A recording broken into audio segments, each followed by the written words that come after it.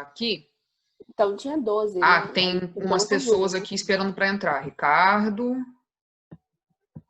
E o Carlos Eduardo continua tentando entrar, gente. Se alguém conseguir mandar uma mensagem para ele aí no grupo de vocês pedindo para ele sair e voltar. Não, bem que ele entrou agora. Não. Não, ele não entrou, não. Ah, não, entrou. Continua, prof. Então, hoje, a gente vai ver aí sobre o sistema reprodutor, né? Como eu já falei, esse assunto não tá na apostila do SAS separado, né? Como um capítulo, uma unidade, mas ele está diluído aí ao longo dos capítulos, tá? Quando a gente viu lá a gametogênese, tinha um pouco. Quando a gente viu a questão dos órgãos do sistema endócrino, a gente falou um pouco disso, mas hoje a gente vai ver uma coisa mais focada mesmo em sistema reprodutor, tá? Então a gente sabe, né, que o sistema reprodutor aí, a gente tem uma diferença, né, entre os homens e as mulheres, né, o macho e a fêmea. Uma coisa importante, né, que o objetivo de todos os seres vivos é a reprodução, né, um dos objetivos aí, então a gente, né, nasce, cresce, reproduz e morre, né? Então a reprodução faz parte aí do ciclo dos seres vivos, né? Então deixar aí descendentes, né? Para deixar novas gerações. E dentro da questão da reprodução, a gente tem a questão da reprodução assexuada e sexuada, né? Eu estou fazendo um geral aqui de reprodução para a gente entender, né, algumas coisas aí. Então, reprodução assexuada é aquela onde não há troca de gametas, né? Vocês vão ver isso, vocês devem estar vendo isso lá com a Bianca, com os diferentes filos, né, de seres vivos aí, de animais, vocês estão vendo. Ano que vem vocês vão ver isso também lá na botânica, né? A questão da reprodução sexuada, eu não tenho troca de gameta, então tem vários processos, né? Por exemplo, quando a gente corta um pedaço de uma planta lá, um ramo, e coloca num vasinho e ela brota, né? Eu estou fazendo reprodução assexuada, então eu não estou tendo troca de gameta ali. E a reprodução sexuada é aquela que tem troca de gameta, né? Então tem vários seres vivos aí que fazem reprodução assexuada. Nós humanos, né, os mamíferos não fazem reprodução assexuada, né? Então, na verdade, os vertebrados não fazem reprodução assexuada, né? Só fazem reprodução sexuada. Então, onde tem Ô, troca de professora, Oi, Lívia. uma coisa que eu sempre fico na dúvida é a diferença entre a gônada e os gametas. A gônada é o órgão que produz os gametas. É meio que a fábrica, né? A Entendi. fábrica dos gametas, tá? Quando fala que a fábrica fechou, gônada. E uma coisa importante, né, da reprodução sexuada, aquela onde tem troca de gametas, é manter a variabilidade genética dos descendentes, né? Então, como se tem ali, vem, né, parte da genética do pai, parte da genética da mãe, eu crio um indivíduo que tem um material genético diferente do pai e da mãe, né? Não diferente totalmente, mas ele é 50% um, 50% o outro. Então, isso é uma questão importante, né, para manter aí a questão da variabilidade genética. Então, ser um ser diferente geneticamente do ser que gerou ele, né? Totalmente, não totalmente diferente, mas parcialmente diferente Não do ser ser. uma cópia, né? Tipo, não ser é uma cópia, literalmente, do pai e da mãe, né? Não é uma cópia, né? Na verdade, é uma mistura das cópias, né? É uma mistura de um e do outro. Então, forma uma cópia um pouco diferente. Por mais que eu pareça meu pai de peruca, mas tudo bem. Tem isso. Uma questão da reprodução que é importante, né? São os rituais de acasalamento. Então, vários animais aí têm rituais de acasalamento, né? Então, a fêmea escolhe o mais forte, o que dança melhor, né? No caso das aves. Tem várias coisas. Fala, Lívia. Esse negócio de a reprodução sexuada garante a variabilidade genética, então a reprodução sexuada é mais recomendada para ambientes instáveis. A reprodução sexuada? Sim. Por exemplo, numa plantação, vamos pensar assim, por exemplo, numa plantação de uva, tá? Comumente uva não é reproduzida por semente, porque ela demora muito para nascer. Então, o pessoal sempre faz reprodução assexuada. Então, pega um ramo de outra planta e faz ali aquele clone, tá? Então, a reprodução assexuada é um clone. Então, por exemplo, se chegou ali uma bactéria, um fungo, né? Uva tem muito fungo. Ela pode matar todo mundo ali, toda aquela plantação, porque todo mundo tem o mesmo material genético, todo mundo é uma cópia um do outro, né? E quando a gente pensa, por exemplo, numa floresta, que cada planta ali tem um material genético diferente, nem todo mundo é igual, por mais que eu tenha um monte de árvores da mesma espécie, mas se chegar uma doença ali, talvez algum daqueles indivíduos sobreviva àquela doença e continue perpetuando a espécie, enquanto outros morrerão porque eu tenho uma variabilidade genética. Deu para entender isso? Sim. Então, por exemplo, por que em programa por exemplo, de reintrodução de fauna, tá? O pessoal traz lá um material genético do zoológico lá do Japão para o Brasil para poder cruzar, para quê? Para poder manter a variabilidade genética, porque às vezes num estudo se viu, por exemplo, que todos os macacos de uma determinada floresta são irmãos. Então, para melhorar a resistência deles ali, por exemplo, a ter febre amarela ou algum parasita, e precisa aumentar essa população, não adianta eu aumentar essa população intercruzando entre si. Então, eu preciso trazer um material genético de outro lugar, um material genético diferente para que aquela espécie possa sobreviver. Possa melhorar ali também o que a gente chama de pool genético, tá? Tudo bem, gente? Sim. Não puxa essa linha não de floresta, porque eu vou falando igual uma doida. Aí a gente não faz sistema reprodutor. As fêmeas, né, comumente a gente tem um período fértil, né, isso aplica para as plantas e também para os animais, né, então... Professora, são todos os animais? O que, Isaac? Todas as espécies vão possuir esse período fértil? Sim, sim, tanto plantas quanto animais têm período fértil, tá? E as fêmeas, na verdade, né, porque os machos, comumente, eles sempre estão produzindo lá os seus gametas, tá? As gônadas, né, a gente já falou, é a fábrica dos gametas, e a gente tem aí, né, as fêmeas produzindo os óvulos e os machos produzindo os espermatozoides, tá? Até lá nas plantas também vai ter óvulos só que lá não chama espermatozoides, tá? Mas é como se fosse um espermatozoide, tá? Ele tem que o pólen lá, o grão de pólen, ele vai se transformar no gameta masculino e esse gameta masculino vai nadar até chegar lá no óvulo da florzinha, tá? Uma coisa importante é que muitos seres vivos, principalmente os animais, para ter sucesso nessa reprodução, existe um cuidado com a prole, né? Então, por exemplo, de amamentação, de alimentação, né? Como o caso das aves, que elas alimentam os filhotes por um certo tempo, depois ensinam a voar. Alguns grupos ficam juntos, né? Algumas espécies, essa prole, ela forma um grupo. Outras, esse jovem, né, o filhote vai, depois de um tempo, ele vai viver sozinho lá, como é o caso, por exemplo, que acontece com as onças, né?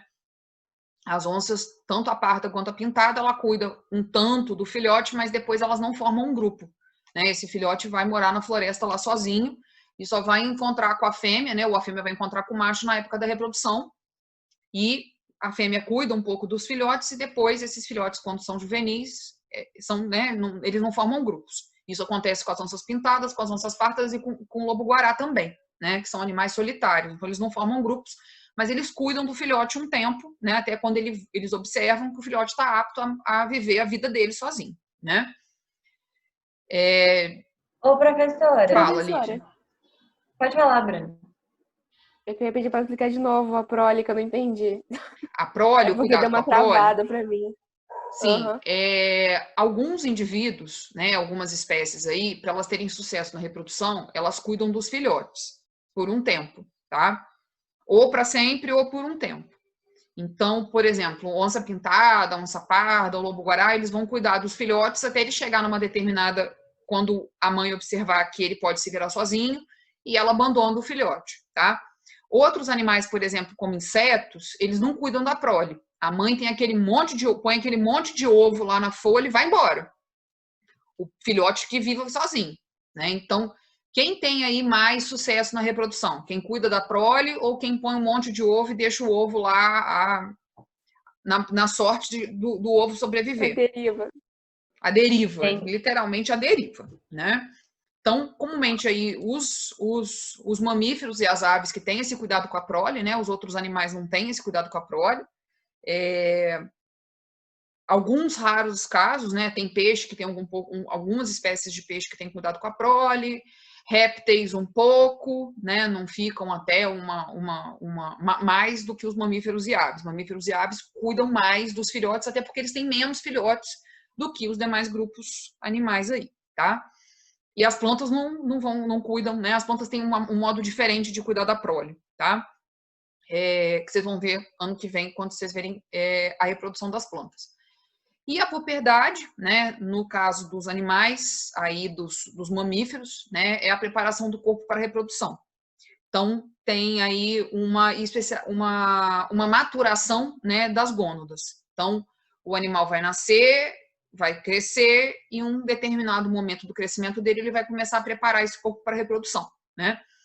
Nós, humanos, isso é bem marcado, né, na nossa adolescência aí, quando a gente tem a nossa primeira menstruação, no caso das meninas, né? E os meninos também têm aí uma preparação do corpo, né? Que quando começa a produção dos espermatozoides, né? Então, quando a gente começa aí a produzir, né, óvulos e espermatozoides, é essa preparação do corpo para a reprodução, né? Em média, né, hoje, esse período acontece aí entre os 12 e os 16 anos, né? A cada ano que passa, né, a cada tempo que passa, o corpo tem preparado o corpo antes para a reprodução, né? A questão hormonal tem sido alterada aí por alimentação, por fatores ambientais. Mas, comumente, a gente entra na puberdade aí entre mais ou menos os 12 até os 16 anos, né? E isso vai durar, né, no caso das meninas, um bom tempo, né, e dos meninos para o resto da vida. Professora, eu menstruei muito cedo, tinha 9 anos. Socorro, Lívia, coitado. É pesado. Pois é. A minha mãe também.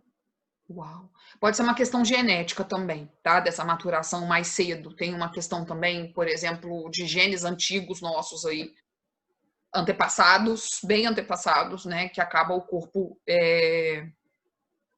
produzindo, tá? Uhum. Então, vamos lá. Deixa eu passar aqui. Professora, me tira uma dúvida aqui. Fala, As Isaac. linhas de outros animais, tipo os elefantes, onças e tudo mais, elas também têm esse processo de menstruação? Tem. Alguém tem cachorro em casa? Ah, verdade. Nossa, que pergunta. Sim! A cachorrinha, né? A cachorrinha menstrua. Tem que até colocar. O pessoal até hoje tem até fraldinha, né? Põe fraldinha na bichinha, senão ela suja a casa inteira, coitada. Pois é. Né? Então, o sistema reprodutor masculino, né? A função dele aí é a produção de espermatozoides e a transferência dos espermatozoides para o corpo da fêmea, né? Então, a gente tem dentro do sistema reprodutor órgãos externos e órgãos internos, né? Os órgãos externos são aqueles que a gente consegue ver, né? Que estão para fora do corpo, vamos colocar assim, que ficam, né, no nosso corpo externo aqui, e outros órgãos ficam internamente, tá? Então, os órgãos externos aí do sistema reprodutor masculino, o pênis e o saco escrotal, né? Que são bem visíveis, e os internos, né? Os testículos, os epidídimos, os ductos deferentes, os ductos ejaculatórios, a uretra, as vesículas seminais, a próstata e as glândulas bulbo-uretrais, né? Uma questão importante aqui, quando a gente fala do sistema reprodutor masculino, né? Ele compartilha a uretra aí com o sistema urinário. Então, a gente tem os meninos, né? Vão pelo mesmo canal que eles fazem o xixi, também é o canal aonde saem os espermatozoides. Tá? Então, por isso aquela coisa que eu brinquei lá numa aula para trás, acho que foi do sistema urinário, que a gente precisa lavar muito bem o pênis, né? Porque ali passa tanto urina quanto espermatozoides. Então, coisas, né? Substâncias vivas que podem aí transmitir bactérias, vírus e outros micro-organismos, tá? Os testículos e os epidídimos é onde os espermatozoides vão ser produzidos, né? Esses dois órgãos internos ficam dentro do saco escrotal, né? Mais aí a próstata e as glândulas bulbo-uretrais. E numa ejaculação, né, gente, aí uma curiosidade, em média saem, né, 300 milhões de espermatozoides. Então, quando a gente brinca lá naqueles memes, né, que nós fomos formados pelo espermatozoide vencedor, é porque é muito espermatozoide para ser só um para entrar dentro do óvulo, né? Então, ele é muito bem escolhido. Sim? Sim, sim. Nós somos 1 em 300 milhões. Pois é, nós somos 1 em Já 300 somos milhões. vencedores. A primeira prova de vestibular. Exatamente. Ô, professora, os testículos são as gônadas, não é? Sim, os testículos são as gônadas, tá? Então aqui, ó, gente, Professor, deixa eu perguntar uma coisa. Oi, Você Isaac. sabe, em média, quanto que os testículos produzem de espermatozoides por dia, assim, mais ou menos? Olha, se em cada ejaculação são 300 milhões, e essa Gente, ejaculação muita pode ser coisa. várias vezes ao dia, né? Lógico que ela vai diminuindo ao longo do dia, mas são produzidos bilhões de espermatozoides por dia. Não, mas Pelo menos 1 aí, bilhão tudo por isso, dia. mas tudo isso fica armazenado em algum lugar? Isso Esses fica tudo espermatozoides? armazenado aqui dentro do testículo e do epidídimo. Ah, Tá? Então a gente tem aqui, né, ó, o saco escrotal, onde eu tenho dentro o testículo e o epidídimo, né? O ducto deferente é o que vai levar os espermatozoides para a uretra, tá? Então, onde eu estou passando aqui o mouse é onde ele vai levar para a uretra, né? A próstata é aquele órgãozinho que fica bem debaixo da bexiga, tá? Então, por isso que às vezes quando o homem tem o câncer de próstata, às vezes precisa tirar um pedaço da bexiga, né? Ou precisa raspar a bexiga porque é um órgão que fica colado um no outro, praticamente, tá? E, justamente, né, a uretra aqui que vai ser tanto transportar o xixi que vem da bexiga, quanto os espermatozoides que vão vir dos testículos e dos epidídimos, tá? Tudo bem, gente? Sim? professor, peraí, aqui, me tira uma dúvida aqui que eu estava pensando aqui agora. Tem um certo exame, eu não sei o nome agora, mas que nós homens nós temos que fazer quando chegamos lá por 50 e 40 anos, que eu acho que é toque. É toque? Tem 2 exames, na Então, verdade. Se faz um exame de sangue, para se ver uma taxa lá, que eu esqueci o nome, tá, Isaac? Mas eu procuro o nome depois. Até meu marido faz esse exame de sangue todos os anos. Ai, meu Deus, como é que é? Não é PTA, não. Mas eu vou procurar daqui a pouco aqui, eu acho, tá? então, É um exame de mas sangue que vai fazer uma contagem lá de células que pode indicar que a pessoa está ou não com algum problema de próstata, tá? E o exame de toque, o médico precisa ver, como o médico faz exame de mama das meninas, né? Para ver se tem algum nódulo aqui nesse órgão, tá? Então, o médico, né, ele precisa enfiar aí o dedo, vamos colocar assim, tá? Vulgarmente falando, pelo reto, para chegar aqui nessa região, tá? Porque a próstata tá bem mas debaixo da bexiga. ele tem que fazer tudo isso só com o tato dele, ele tem que Com sentir o o que está tato. acontecendo. Esse exame de toque é um tato, tá, Isaac? Então, ele tem que ficar lá mexendo para ver se ele acha, se ele sente algum nódulo, tá? Comumente, esse exame de toque, ele é recomendado quando o exame de sangue dá alterado, tá? Quando o exame de sangue não dá alterado, às vezes o médico não faz o exame de toque. E os homens precisam começar a fazer esse exame depois dos 40 anos, tá? É, Ai, BA. tá. E a questão do câncer de próstata, né? Ele pode ser um câncer metatástico, ele pode causar metástase, porque ele está numa região que é muito irrigada, tá? Que está perto dos rins, está perto da bexiga, está perto do reto. Então, ele pode espalhar para o intestino, ele pode espalhar para os rins. Então, é um exame que precisa ser feito com frequência pelos homens, tá? E além que ele pode comprometer toda essa região aí do baixo ventre. Tá, Isaac?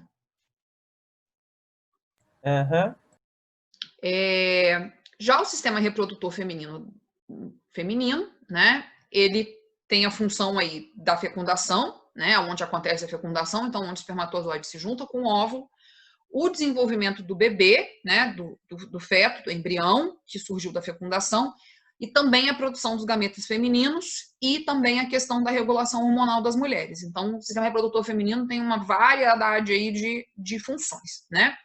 A gente também tem órgãos externos e órgãos internos, né? Os órgãos internos, os órgãos externos, né? A vulva, onde a gente tem aí os lábios maiores, os lábios menores, o clítoris e as aberturas da uretra e da vagina.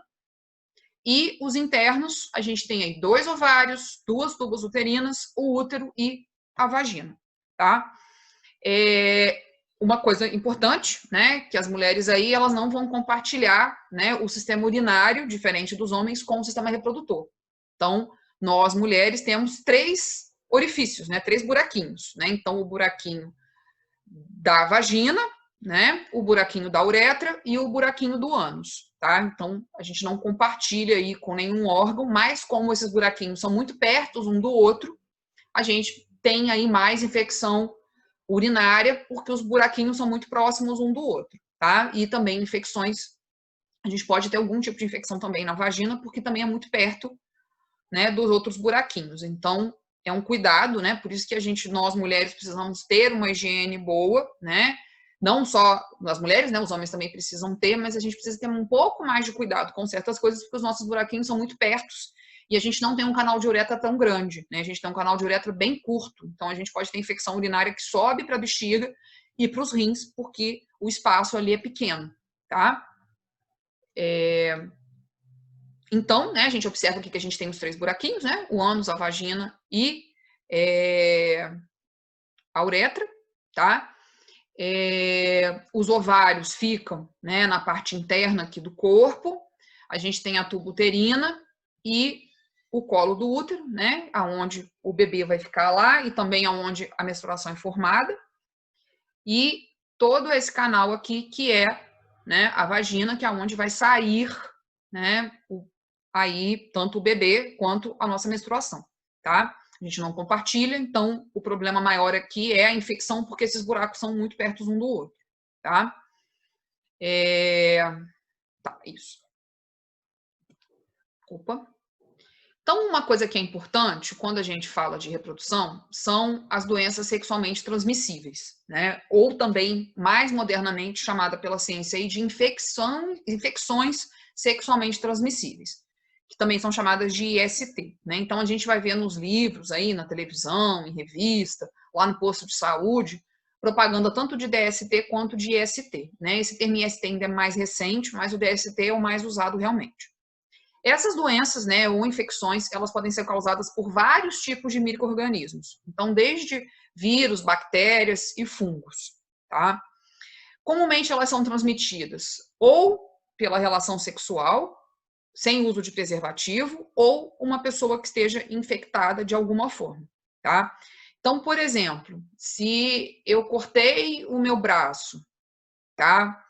E a outra pessoa lá que tem alguma doença sexualmente transmissível também está com o braço cortado e esse sangue mistura, eu posso me contaminar, tá? Se eu compartilho uma seringa com essa pessoa, eu também posso me contaminar. Então, nem sempre essas DSTs, elas são transmitidas pela relação sexual, elas também podem ser por compartilhar coisas, materiais, principalmente sangue, com a outra pessoa, tá? Muita gente no passado, meu Deus, digitei isso aqui errado. Muita gente no passado, por exemplo, adquiriu certas doenças por transfusão de sangue, tá? Mas até pouco tempo atrás, gente, quando a gente doava sangue, o banco de sangue não fazia uma análise se aquele sangue podia ser ou não usado, tá? Então não se tinha um controle que a gente tem hoje de tipagem, né? De verificar se aquele sangue está contaminado com alguma coisa. Então, gente, essa é uma coisa recente, Bruna. Eu tinha um amigo que trabalhava no Parque Nacional que ele adquiriu hepatite C por uma transfusão de sangue. Ele sofreu um acidente há uns 30 anos atrás, e há 30 anos atrás não tinha o monitoramento da qualidade do sangue. E ele sofreu um acidente. Ele sofreu um acidente, o Marcão sofreu um acidente, e ele acabou adquirindo hepatite C. E ele descobriu porque ele sofreu um outro acidente há uns 15 anos atrás. E na cirurgia, né, aquele preparatório para a cirurgia, o pessoal descobriu que ele estava com hepatite C e que ele não podia operar porque ele estava com câncer no fígado. Meu Deus! Tá? Então, essa questão da qualidade do sangue é uma coisa que tem uns 15 anos, eu acho. Que quando a gente vai lá fazer transfusão, quando vai doar sangue, né, tem todo Professora, eu acho cuidado. que a Bruna não está escutando, porque ela está chamando você aqui. Bruna? agora eu escutei. Agora Escutou? Sim. Uhum. É que eu ia falar, prof, que 7 anos atrás, lá em Tatuípe, no Sul, teve um caso de um cara que ele foi contaminado com AIDS por causa de transfusão de sangue. Ele foi doar sangue e foi contaminado com uma agulha que estava contaminada com o pessoal que tinha AIDS. Sim.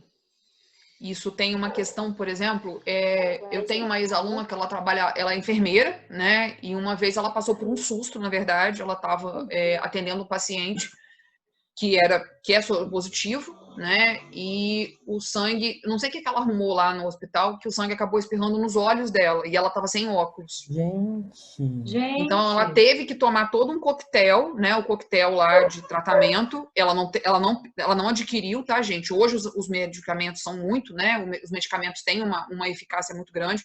Mas assim, ela passou um mês de preocupação porque tinha espirrado sangue no olho dela, tá? Então, assim, quando a gente trabalha no hospital, né, vocês aí que querem fazer medicina, enfermagem, precisam ter muito cuidado com os equipamentos de segurança, né? Então, por exemplo, é importante usar um óculos, porque se ela tivesse de óculos, o sangue não tinha batido na vista dela, né? De máscara, o sangue não tinha entrado na boca, essa coisa toda, tá? Mas, comumente, né, o maior fator aí Yasmin, o maior fator mesmo de adquirir DST hoje é por relação sexual sem uso de preservativo, tá, gente? Outras formas de transmissão, como eu já disse aí, transfusão de sangue, compartilhamento de agulhas e seringas, na gravidez e no parto, né? Se a mãe é soro positivo, ela pode transmitir o HIV para o filho, né? Hoje se tem um tratamento da grávida tomar também os retrovirais, e a criança nasce sem o HIV, né? Mas isso é uma coisa moderna aí, é uma coisa de 5, 10 anos, tá?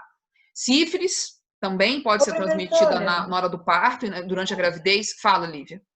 E tem muita gente que não sabe disso, né? Que, tipo, se a pessoa tem AIDS e a criança tem chance de ter, muitas mulheres que têm, às vezes, não engravidam com medo da criança nascer com AIDS, só que tem a possibilidade de evitar, né? Sim, sim. A eficácia hoje do medicamento para gestante é de 98%. Então, da criança nascer sem o HIV, tá? Então, tem que ser muito sortudo para cair no 2%, né, gente? Fala, Isaac. Você sabia que eu e um grupo, a gente fez uma paródia sobre AIDS? Ah, é? Depois eu vou te mandar o link. Eu tô até procurando. Depois me manda o link. Icônico.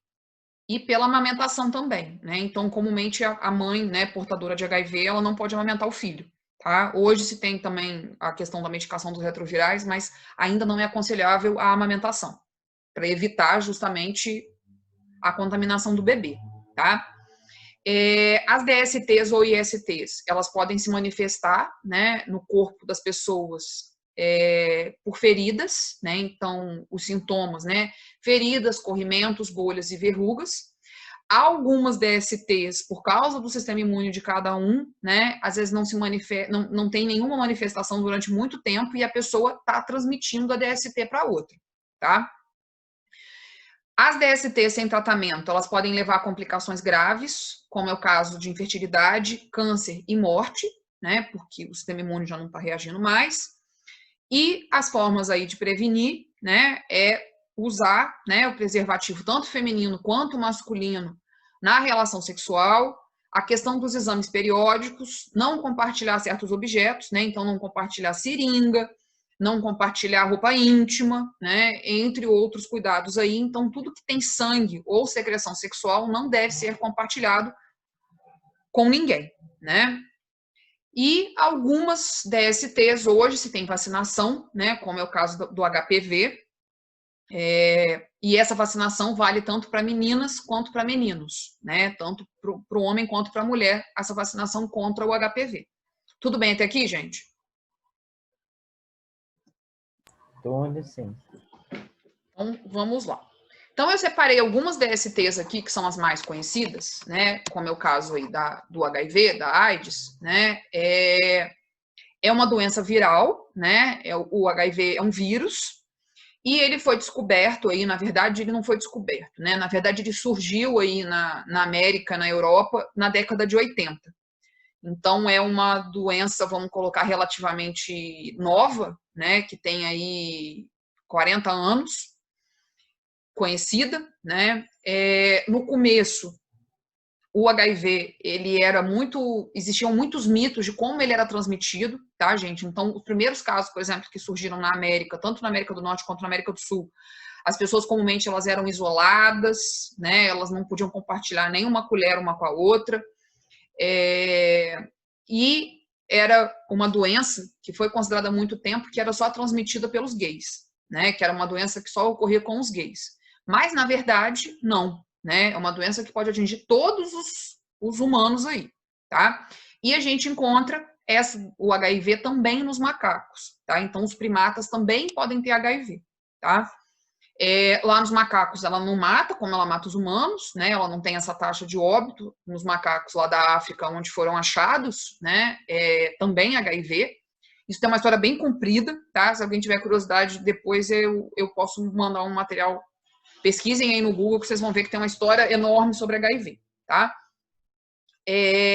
Ela compromete, né? Então o vírus, como ele precisa de uma célula para sobreviver, né? Ele vai comprometer o sistema imune, né? Então, ele enfraquece o sistema imune, né? Então, qualquer doença, qualquer outro micro-organismo que aquele corpo entre em contato, né? A pessoa sofre muito. Então, por isso que uma pessoa portadora de HIV tem que ter cuidado com gripe, porque uma gripe, por exemplo, que na gente vai dar uma febrezinha de 40 graus um dia, a gente toma uma aspirina e tá bom, uma pessoa HIV positiva, ela vai virar uma pneumonia, tá? Ela pode levar a óbito uma simples gripe, tá?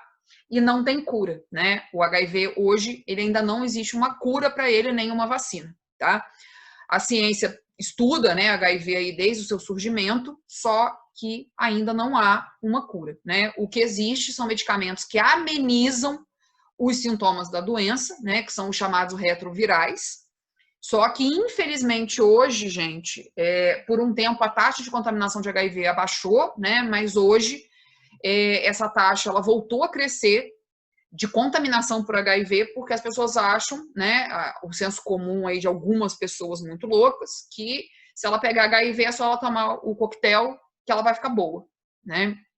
Então a gente tem uma alta taxa de contaminação de HIV, principalmente na terceira idade, né? Então os velhinhos aí que ainda estão com sua vida sexual ativa, né? Aqueles velhinhos aí, por exemplo, que ficaram viúvos e arrumaram um monte de namorada, né? São um dos principais portadores, né? É a faixa etária que mais cresce a contaminação de HIV hoje, tá? No mundo todo, gente.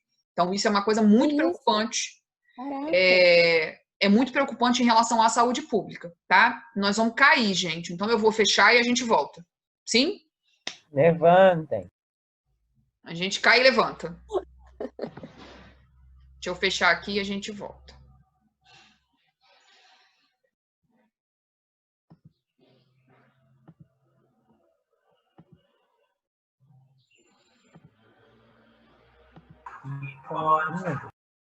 Voltamos.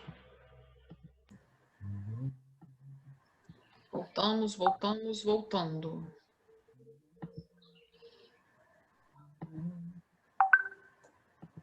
Ai, gente. Voltamos. Então, a questão do HIV a gente fechou, né? Vamos lá.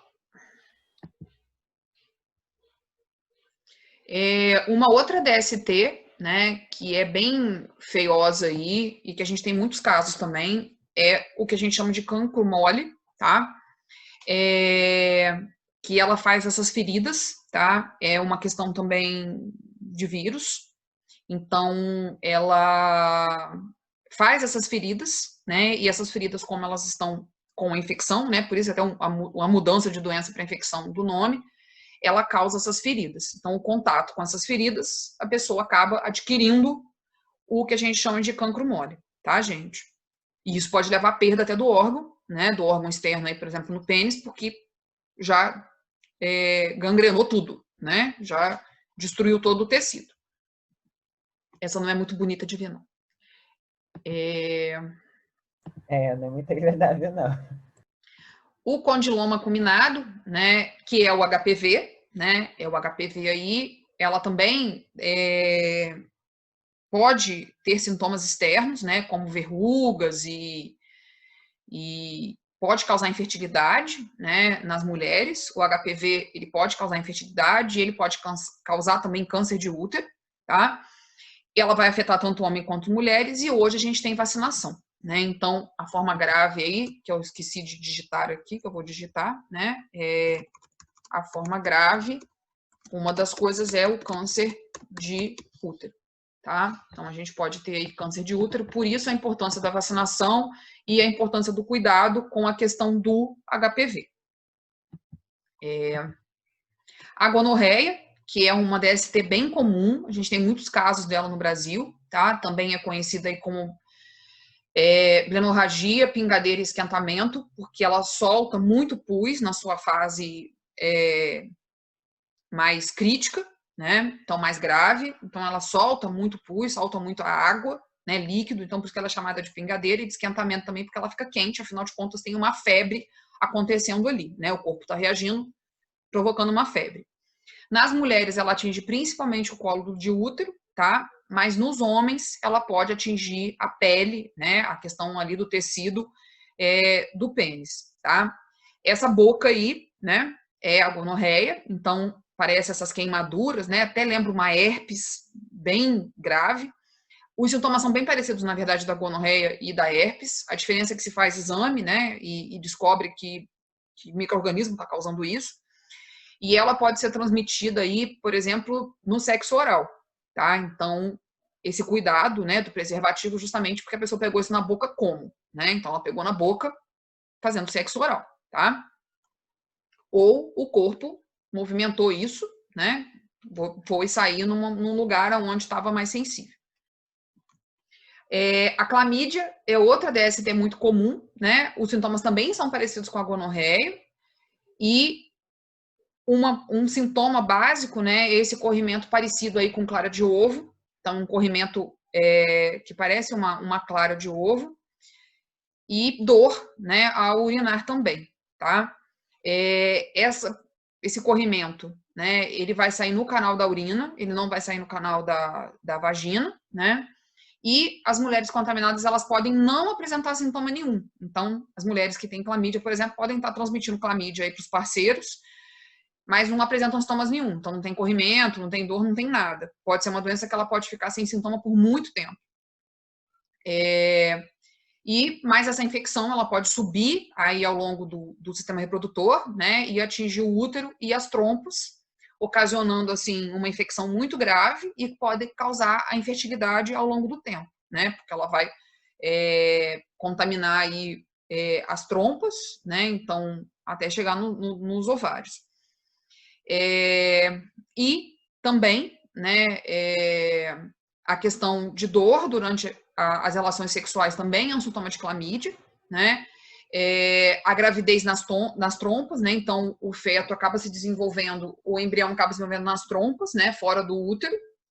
E também parto prematura e esterilidade, porque, né, o micro-organismo entrou ali e corroeu tudo, né? Foi comendo ali as células, né? Vamos colocar assim, comendo as células, tá? Alguém pode falar assim para mim, professora, tem caso disso realmente? Tem, gente. Esse ano, infelizmente, eu não consegui ir lá na Secretaria de Saúde. Não sei se alguém sabe aquele posto de saúde que funciona ali atrás do João Maia, na frente do Santa Ângela. Sabe onde é esse posto de saúde? O posto do Estado? Onde a gente toma vacina? Eu não conheço nada em Resende, então eu não faço a mínima ideia. Não, é porque... Eu não tomo vacina lá. Você toma vacina lá, Bruna? Não, eu sei onde é, mas eu não tomo vacina lá, entendeu? Sim, aquele posto, né, é o posto de referência na cidade para uma série de doenças, tá? Rubéola, hepatite, doenças sexualmente transmissíveis, tudo é resolvido lá. Então, esse ano eu não consegui ir lá conversar com a enfermeira responsável, né, que às vezes ela me passa quando eu peço lá os dados de como tá isso em Resende, tá? Mas uma das últimas vezes que eu tive lá, por exemplo, casos de hepatite eram enormes. A gente tinha uma contaminação de hepatite na cidade gigantesca. Tá? E de hepatite causada também, né, transmitida também por relação sexual, tá? A herpes, né, que a gente tem aí, a herpes também pode ser transmitida sexualmente, né, e é o mesmo vírusinho aí que algumas pessoas, né, na verdade 90% da população tem, mas não manifesta, né, herpes é uma questão esse vírus é uma questão muito louca, né? Todo mundo praticamente tem herpes no mundo, mas algumas pessoas manifestam, tá? E aquela mesma herpes que eu tenho lá na vagina ou no pênis, eu tenho essa que aparece na minha boca, tá? Não é uma DST tão grave, vamos colocar assim, né? Ela tem tratamento aí por remédios, tanto orais quanto pomadas, né?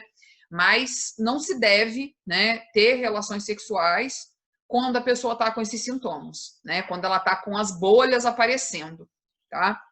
E também cuidado para não pegar o herpes do outro, mesmo quando a pessoa não tem sintoma nenhum aparecendo, né?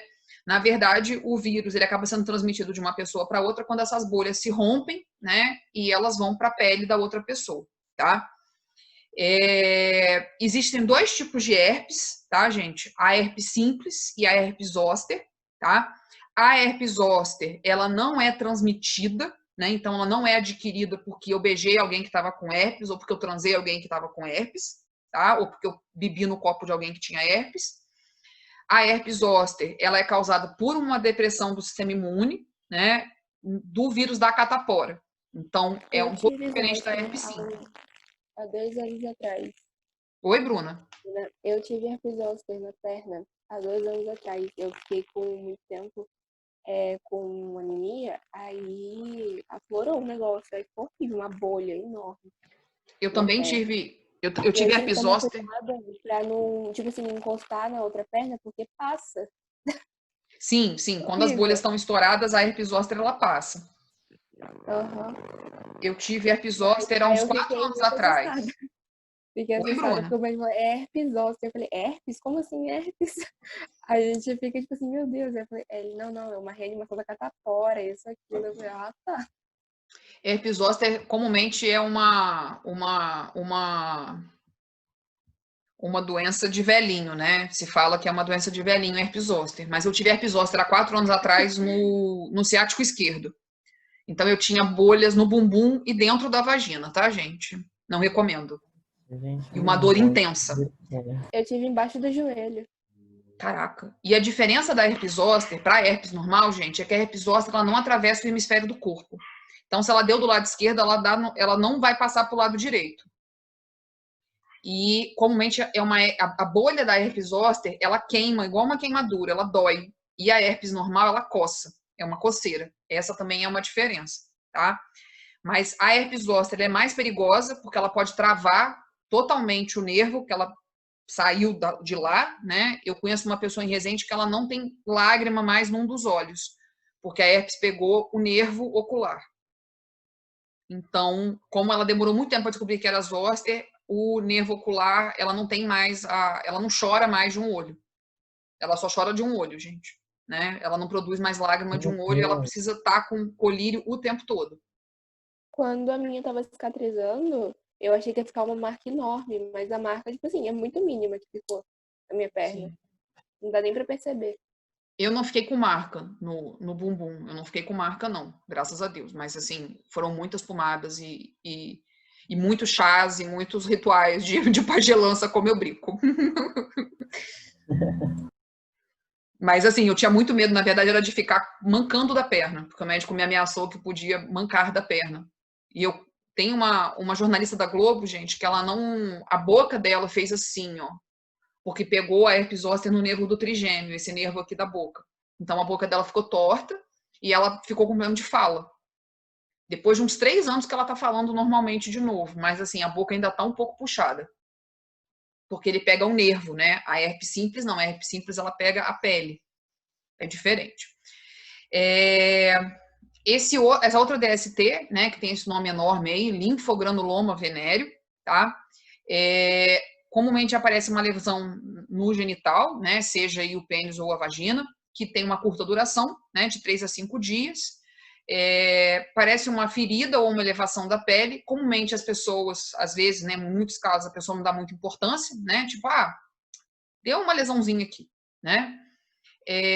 Mas, né, depois da cura dessa lesão primária, há um inchaço dos gânglios da virilha, né, então, das ínguas, né, que a avó da gente aí chamava de íngua, tá? Comumente, né, se esse inchaço não for tratado, ele pode romper, né, e formar feridas que vão lançar pus, tá?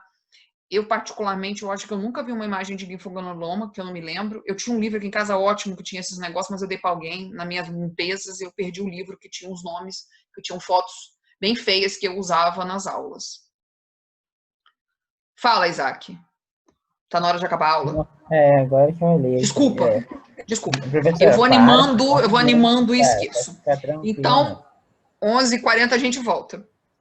Ai, meu Deus. É 11h40, né? A Yasmin que me cobra, que é 11h40. É, Acho que é 11h50, né? Não, é 11h40, Bruna. 11h40, 11h40. Então tá bom, meninos. Boa aula do Otávio e até 11h40 de novo, tá bom? Tá. Obrigada, professora. Até. Beijo.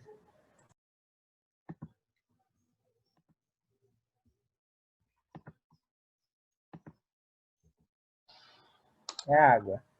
Pronto. Pode continuar. Tô bebendo aqui no momento, Isaac.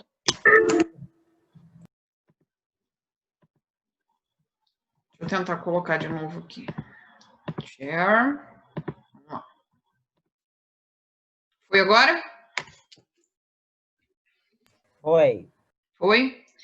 Então, uma outra doença aí sexualmente transmissível, que também é bem comum, né, e que causa uma série de problemas, é essa aí, a sífilis, tá? A gente tem muitos casos de sífilis, principalmente em grávidas, né? Então, quando a pessoa vai lá fazer os exames do pré-natal, se descobre, né, que a gestante está aí com sífilis, tá? Inicialmente, né, ela aparece como uma pequena ferida nos órgãos sexuais, diferente daquele cancro que a gente viu lá no primeiro mole, ele é um cancro duro, né? Então é uma verruga, como se fosse uma verruga bem dura, e comumente ela é acompanhada das ínguas, né? Então a gente, no toque, verificar que há alguns caroços durinhos na virilha, tá? Comumente essas feridas e essas ínguas não doem, né? Não coçam, não ardem e não fazem pus. Então as pessoas acham que né? Qualquer coisa, né? Tipo, não tá doendo, deve ser uma alergia qualquer, mas não é, né? Em alguns casos, essa ferida vai desaparecer, né? Com o passar do tempo, que dá a impressão que ela tá curada, mas na verdade ela tá transmitindo sífilis para um monte de gente, né? E se ela não for tratada, né? Então a gente começa a pessoa pode apresentar manchas no corpo, né? Que até lembram um pouco hanseníase, tá? Queda de cabelo, pode levar à cegueira, a doença no coração e paralisias, porque ela vai parar dentro do cérebro das pessoas, tá? Então, já vi na literatura, já vi no hospital também, algumas pessoas com problemas de sistema nervoso por contaminação de sífilis, tá? A pessoa não sabia que ela estava com sífilis, aquilo foi, né, entrando pelo corpo, até chegou em alguma parte do cérebro, né, em algum córtex que parou o movimento, tá?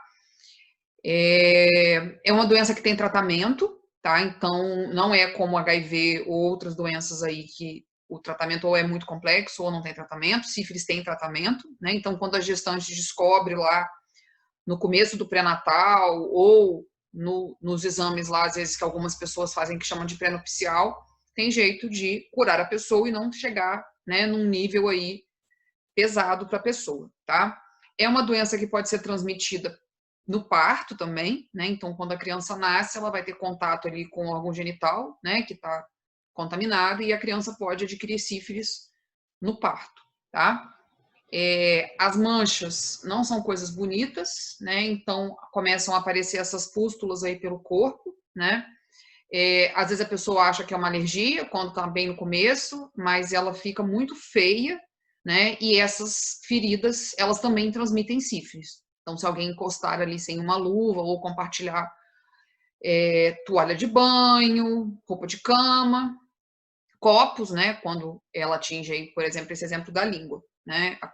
A outra pessoa pode pegar a sífilis mesmo sem ser por vias sexuais, que afinal de contas, né? O vírus está ali na pele, né? À vontade.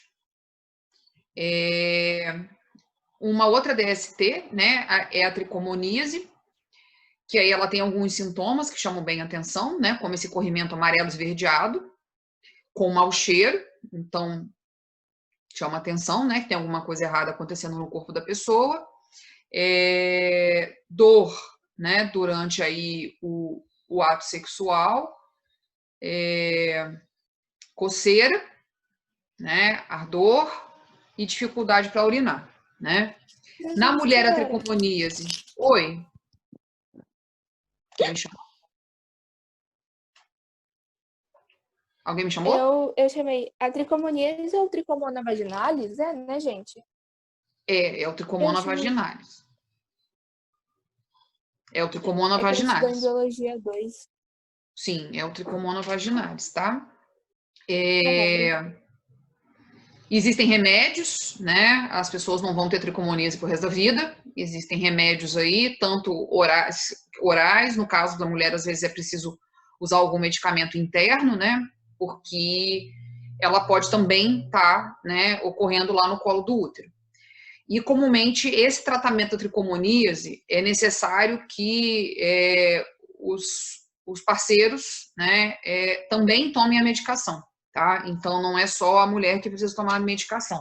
O parceiro também lá precisa tomar a medicação, tá? Porque os dois estão contaminados com tricomonas vaginais, tá? O homem comumente não apresenta sintomas e quando tem alguns sintomas é uma irritação na ponta do pênis, justamente porque né, o tricomonas vai ficar ali de alguma forma retido, tá? Então, por isso que precisa os dois tomarem o remédio, principalmente o homem, né? Por ele não apresentar muitos sintomas, os sintomas são poucos, tá? E o tricomonas vaginalis também está ligado à questão da higiene, né? Então, quando eu brinco lá que tem que lavar o negócio direito, é porque tá ali, né? Exposto e quando é necessário medicamento, é um tratamento longo de medicamento, são antibióticos, né? Por algum tempo, por um bom tempo, pelo menos de 7 a 10 dias, são aqueles antibióticos bastante tempo que a gente precisa tomar e precisa tomar o medicamento correto, né? Então, antibiótico a gente sabe que não pode sair tomando, né? Só porque eu acho que eu tô com tricomoníase, tá? É uma doença também que a gente consegue identificar lá no exame preventivo e é uma doença que dá um grande incômodo. Falar um pouquinho, né, sobre métodos contraceptivos aí, né, e principalmente, eu acho que o importante de falar de métodos contraceptivos é a questão de não só, né, não nascer um bebê, né, mas também de evitar doenças sexualmente transmissíveis, né. Evitar doenças sexualmente transmissíveis, tanto a camisinha masculina quanto a camisinha feminina, né, é a única forma aí de se evitar as doenças sexualmente transmissíveis.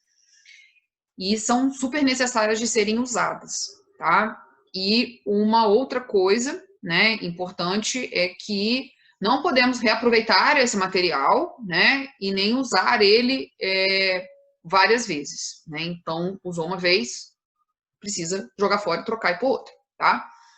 Em relação a métodos contraceptivos, existem aí, né, são divididos em 5 tipos básicos. Aqueles que a gente chama de métodos comportamentais, né, que é uma mudança de comportamento, né? Então, ou a pessoa entra em abstenção sexual no período fértil, né? A gente sabe que o período fértil ali dura poucos dias, né? Cerca aí de 7 dias, então aquela semana a pessoa não tem relação sexual, né? Ou a questão do coito interrompido, né? Então, na hora lá, se tira, né, o pênis da vagina justamente para que não ocorra a ejaculação dentro, né, ali do órgão sexual feminino, tá?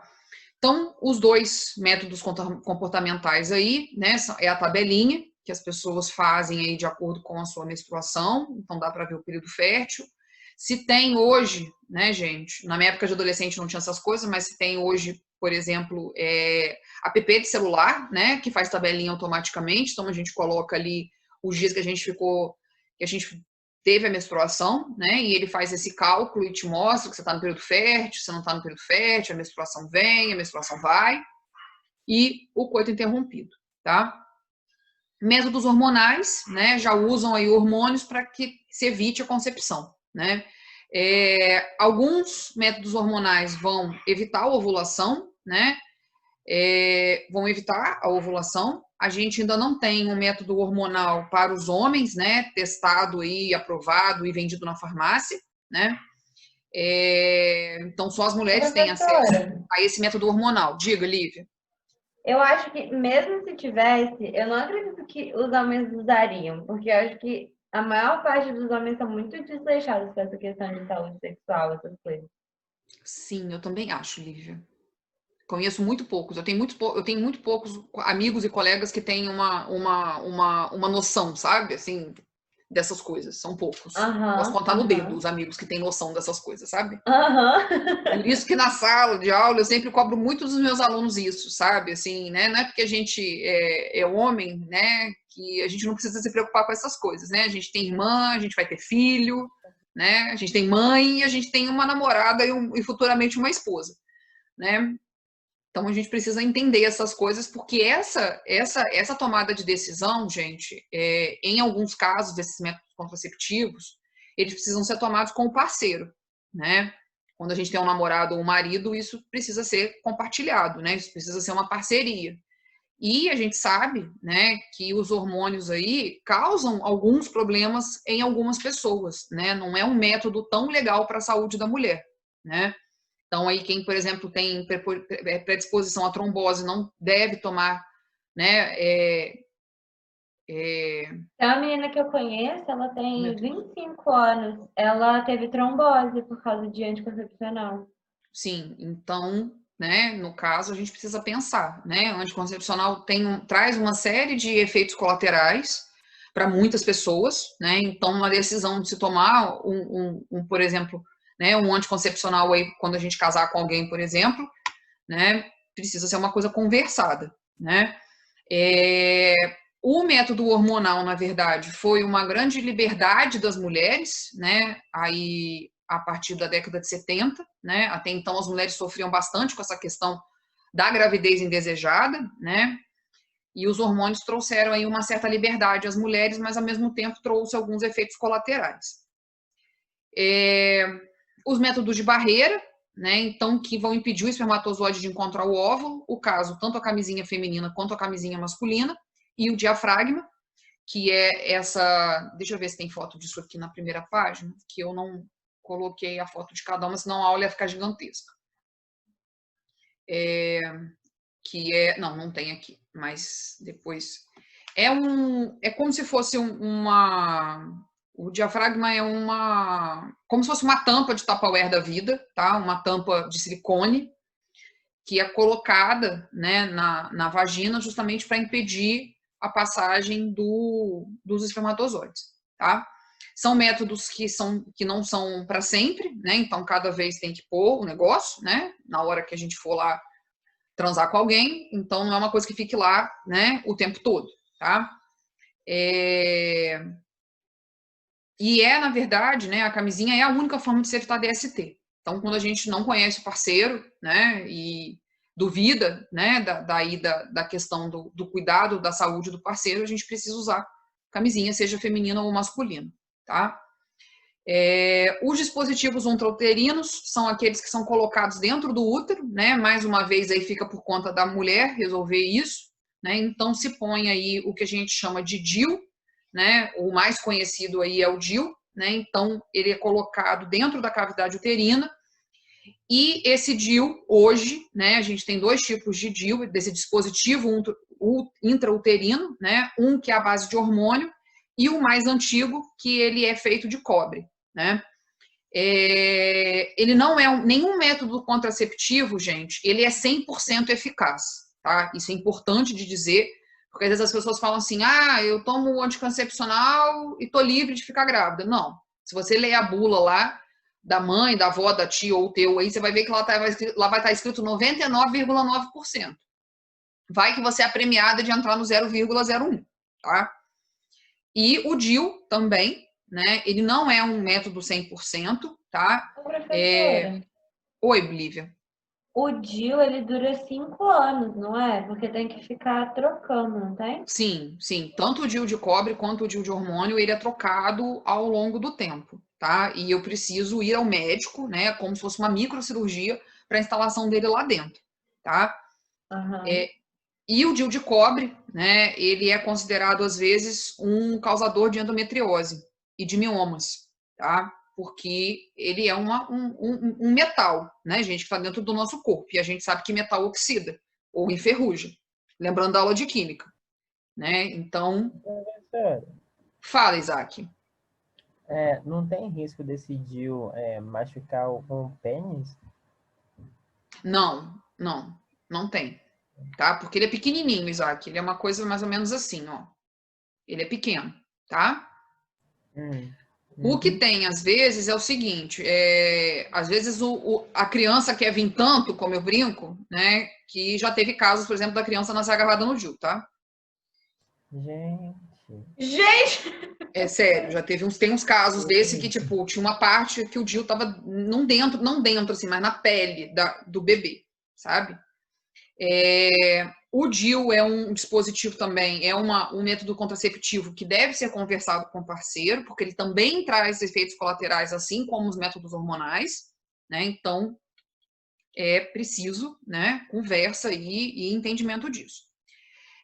Os métodos definitivos, né, são aqueles de cirurgia, né, que eu cortei e não tenho mais, né, que é o caso da laqueadura tubária, né, então, se tem 2 métodos de laqueadura tubária aí, uma que o médico apenas amarra, né, faz uma costura lá na tuba uterina para não descer os óvulos, e, consequentemente, os espermatozoides não conseguirem subir, né, o pedaço que eles sobem dentro da tuba uterina, e a outra forma é realmente cortar a tuba uterina. Tá? E muitas vezes é retirado também os ovários. Se retira os ovários da pessoa, a pessoa não vai ficar grávida mais. Tá?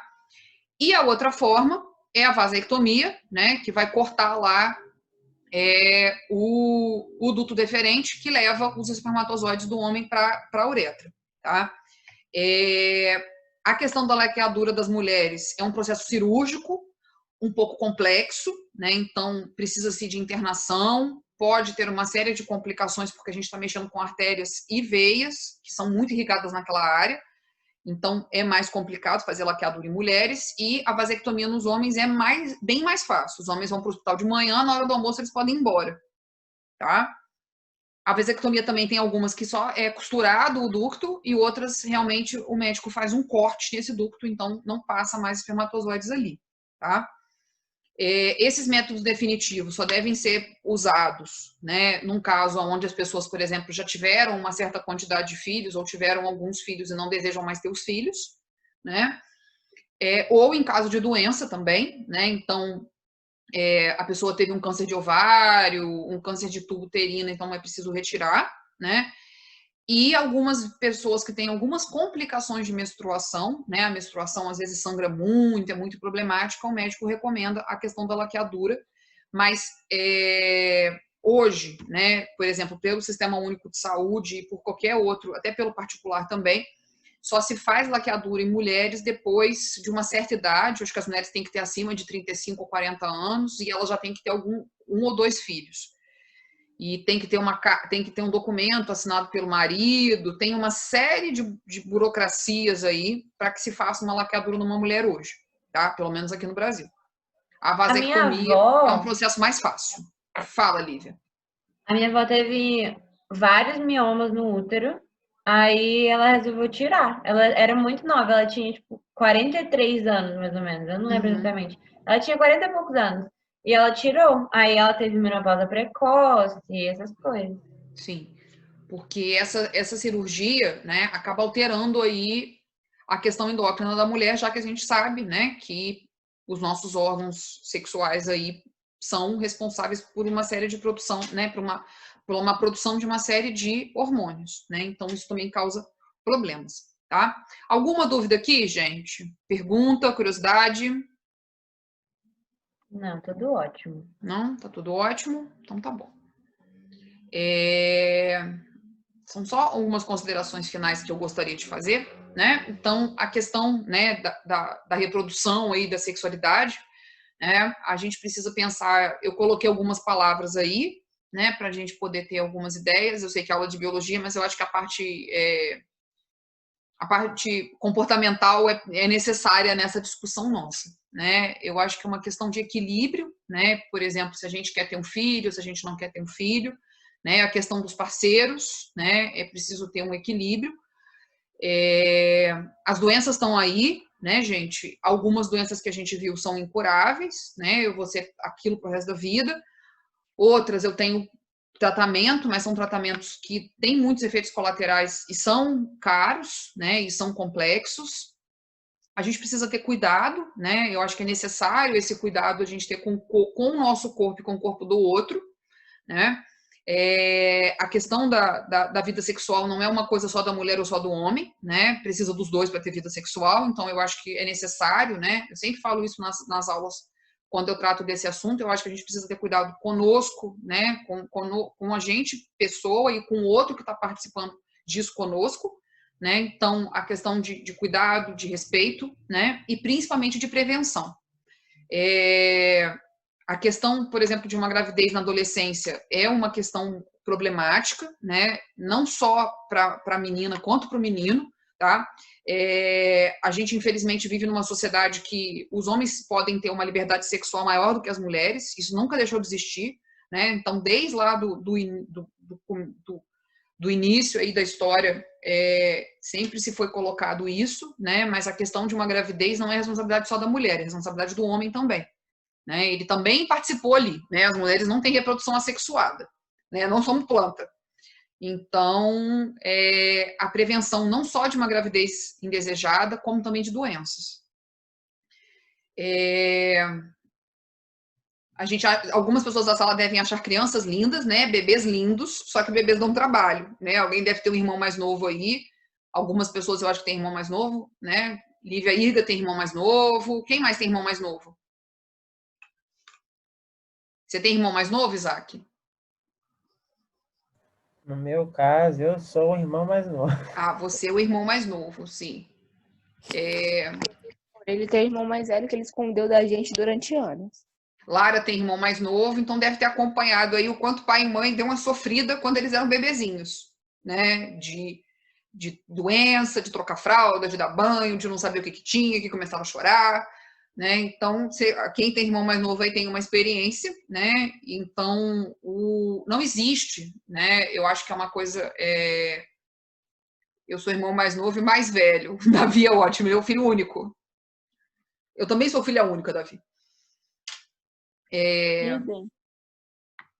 Um bebê é uma coisa gostosa, né? Vocês devem gostar de bebês, mas bebês precisam ser feitos na hora correta, né? Ana Clara não tá na aula hoje, não, gente? A cara deu uma sumida hoje aí. Eu ia falar, gente, cadê a Aninha? Eu acho que o Marquinhos também tem irmã mais nova, umas fotos que ele mandou do dia lá da árvore. Então, assim, gente, cuidado com o corpo de vocês, né? Cuidado com o corpo do outro. Sexualidade também envolve, às vezes, sentimento, né? Afinal de contas, somos seres humanos, pensantes, temos cultura. Então, não é só, né, como um cachorro e um gato que só copula por reprodução, né? Nós humanos aí temos outros fatores envolvidos, né? E, principalmente, eu acho que é cuidado, respeito e um equilíbrio. Né?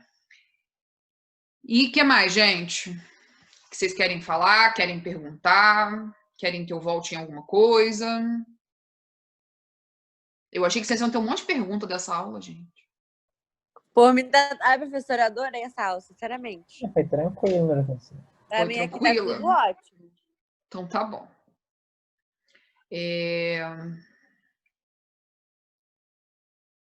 Essa semana aconteceu uma coisa um pouco chata, né, gente? Uma questão que eu não. A questão do estupro, né? Que é uma questão aí que a gente vive muito, né? Por isso que eu acho que é importante, né? Quando eu falo que os meninos também têm que entender o que acontece no corpo das meninas, é para não acontecer esse tipo de coisa, né? Ter relação sexual é bom, não é ruim, né? É uma coisa boa. Tem gente que gosta mais, tem gente que gosta menos, né? Mas a gente precisa fazer isso com consentimento, né? De ambas as partes. Por isso a história que eu sempre, né? A coisa ali da parceria e do respeito, né? Então, Eu acho que era isso que eu queria passar essa mensagem, né? Pensando aí de respeitar o outro e de ter esse entendimento, né? A sexualidade precisa ser uma coisa consensual entre as duas pessoas, não pode ser uma coisa forçada, né? Todos temos direito de falar não, tanto os meninos quanto as meninas, né? Às vezes também quando a gente namora aí ou tá casado, tem dia que a gente também, tem dia também que o homem não quer, né? Então também não precisa forçar uma situação. Então por isso que eu sempre falo de respeito e parceria, tá? O estupro culposo não existe. Oi, Bruna. Sim. E a parte do culposo não existe. Sim. E a parte do culposo não existe, né? Eu acho que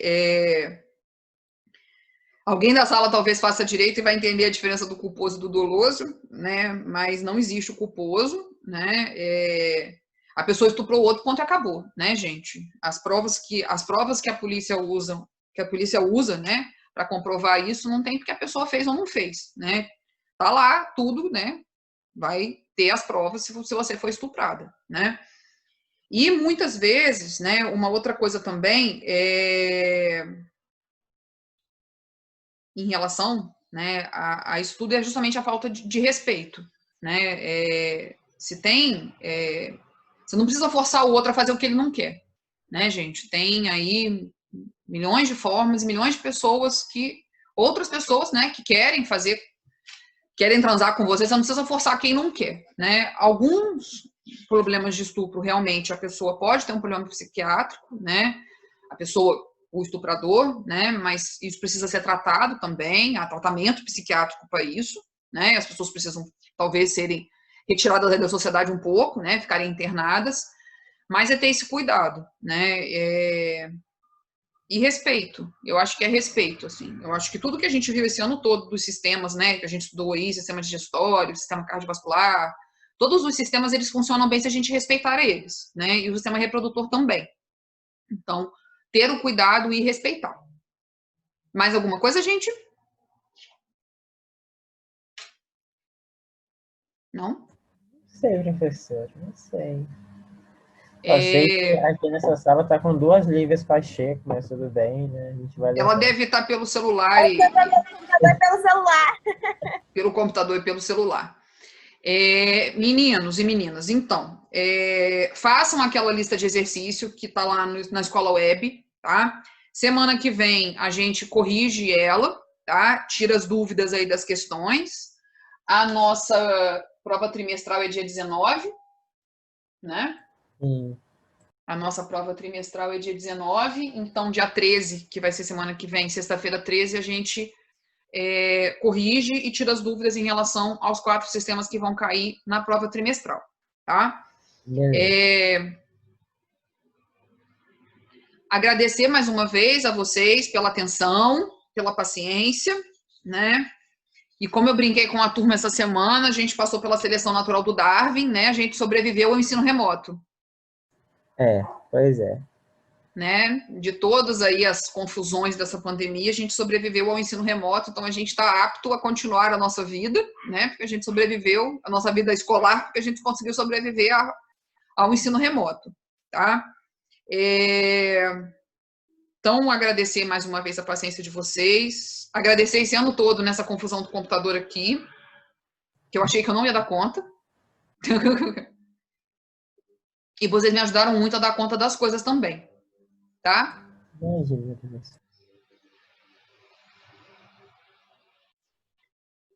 que mais, gente? Não sei. O que mais que eu tô com vontade de chorar? Não posso. Eu acho que o ano tá acabando, eu vou ficar com saudade de vocês em dezembro, por isso. A gente também vai. Ai, meu Deus do céu, nem posso falar disso.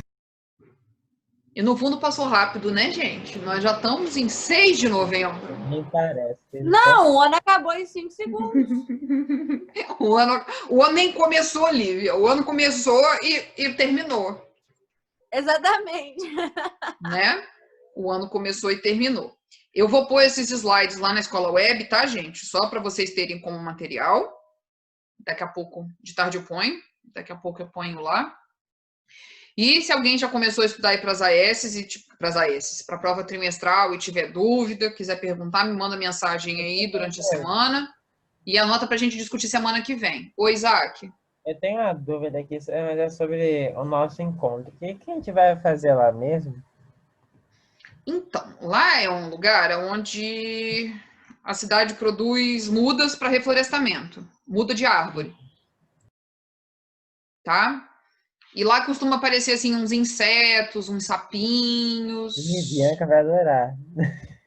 Então a gente pode fazer isso e eu estou tentando pegar emprestado um busto que tem os órgãos todos de um corpo humano Ai, meu Deus. para levar, tá? Sim. Que aí a gente pode ver os órgãozinhos todos juntos trabalhando, Nossa. tá? Pra gente ver onde que cada um fica aqui dentro de nós, o que cada um faz. A gente pode ver os bichinhos, Pode comer. pode comer. Os professores de educação física podiam fazer aí um alongamento, uma ginásticazinha com a gente. Ah, O que vocês verdade. acham? Boa ideia. Eu não conversei com ninguém da educação física, não, agora que eu pensei. Não, Não, Bruna? não quero. Brincadeira, gente, tô zoando. A menina quer ser militar e não quer fazer ginástica? Eu não entendi, Bruna. Não, peraí. Não é isso. Não é Tá bom. isso. Tem mesmo motivo. E brincar que o Júnior e o Bisteca podem falar lá de matemática, de física. Pode falar um pouco sobre a vida do Zé para os professores, que eu acho que não conhecem tanto quanto a gente. Pra gente rir. Falar o quê? Falar o quê, Isaac? Não, é porque assim, sabe o Bisteca? Sim. Ele fez uma biografia do Zé pra gente. Ah, Só que não é uma biografia comum, sim, entendi. entendeu? Tem todo um charme por trás. E eu vou conversar com a Cris direitinho se tem mais alguém que queira fazer alguma outra coisa, tá? Tá bom. Mas é isso. E comer, né? Levar comidinhas pra gente compartilhar lá. Passar uma tarde feliz. Comemos. Nossa. Leva seu copo e seu prato para não compartilhar nada. Exatamente. Eu tenho que conversar isso com a Cris. Cada um tem que levar seu copo e seu prato. Bebam água. A água, ela tem um bebedouro. Só levar uma garrafa que tá tranquilo. Tá?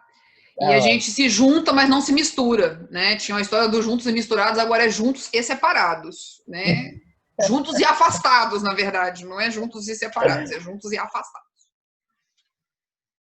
Tá?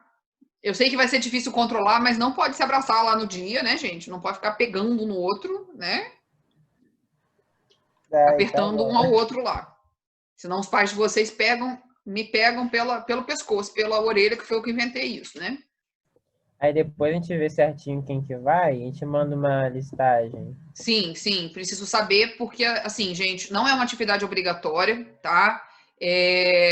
Às vezes alguém da sala aí tem problema, por exemplo, de bronquite ou alguma outra doença que a mãe não acha bom ir, tá? Então fala pra mãe que não é obrigatório, tá? Se alguém no dia tiver com febre, passando mal, esquisito, também não vá, tá? Pra não, né, não abrir aí nenhum tipo de problema, tá? Eu acho que eu vou escrever isso tudo num papel e vou mandar para a Cris mandar para os pais de vocês. Para ficar bem claro. É uma boa ideia. Tá? Aí fica direitinho, né? Aí vocês conversam aí com o pai, com a mãe, com o responsável de vocês, o que que acha. Mãe, posso ir, não posso ir?